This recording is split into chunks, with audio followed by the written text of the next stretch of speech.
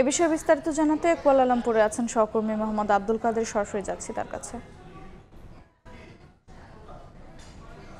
আপনারা জানেন যে বাংলাদেশ থেকে কর্মী প্রেরণের জন্য মালয়েশিয়ার সাথে যে চুক্তি সম্পাদন করা হয়েছিল সেটি ৫ বছরের জন্য, কিন্তু হঠাৎ ২.৫ বছরের মাথায় কিন্তু সেই কর্মী আনার উপরে তারা কিন্তু বাংলাদেশ সহ এই আরও ১৫টি দেশের উপর একটা নিষেধাজ্ঞা জারি করেছে।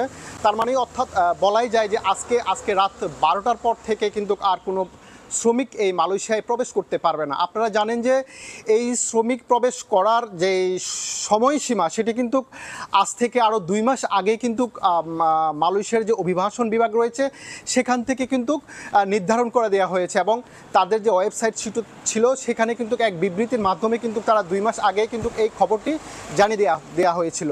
কিন্তু এখন প্রশ্ন হচ্ছে এই ২ মাস আগে মালয়েশিয়ান সরকারের পক্ষ থেকে বলা হলেও কেন এখন এই যে দেশের এখন বাংলাদেশ থেকে কিছু রিক্রুটিং এজেন্সি তারা অনেক তাড়াহুড়া করে শেষ মুহূর্তে এসে গিয়ে এইসব কর্মীদের কিন্তু পাইট দিচ্ছে, তো যার ফলে কিন্তু মালয়েশিয়ার কুয়ালালামপুর আন্তর্জাতিক বিমানবন্দরে বিদেশি শ্রমিক প্রবেশের সংখ্যা কিন্তু কয়েক গুণ বেড়ে গেছে। আমরা দেখেছি বিমানবন্দরে ফ্লোরে শুয়ে আছে অনেক প্রবাসী বাংলাদেশের, আবার কেউ বা অপেক্ষা করছে তাদের নিয়োগকর্তার জন্য।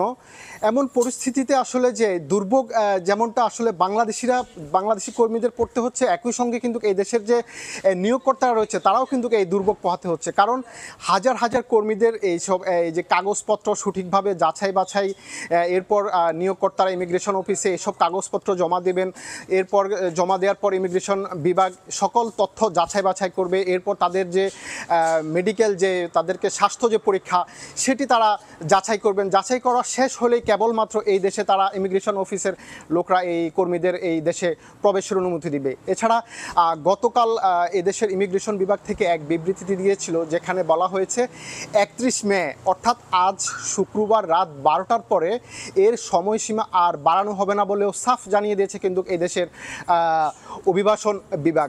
সাধারণত আমরা যেটা দেখেছি এবং অভিবাসন বিভাগের পক্ষ থেকে যেটা বলা হয়েছে, সাধারণত প্রতিদিন যে বাংলাদেশ থেকে বাংলাদেশ এবং বহির্বিশ্বের দেশগুলো থেকে অর্থাৎ ১৫টি সোর্স কান্ট্রি থেকে যখন প্রতিদিন গড়ে ৫০০ থেকে ১,০০০ বিদেশি শ্রমিক আসতো, সেই ক্ষেত্রে এখন এই শ্রমিকের সংখ্যা প্রায় ৪ থেকে ৪,৫০০ দাঁড়িয়েছে। তো আসলে এই হিমশিম দূর করতে কিন্তু মালয়েশিয়ার যে অভিবাসন বিভাগ রয়েছে তারা কিন্তু নতুন করে কিছু কাউন্টার খুলছে, সেখানে নতুন করে ইমিগ্রেশন অফিসারকে নিয়োগ করা হয়েছে।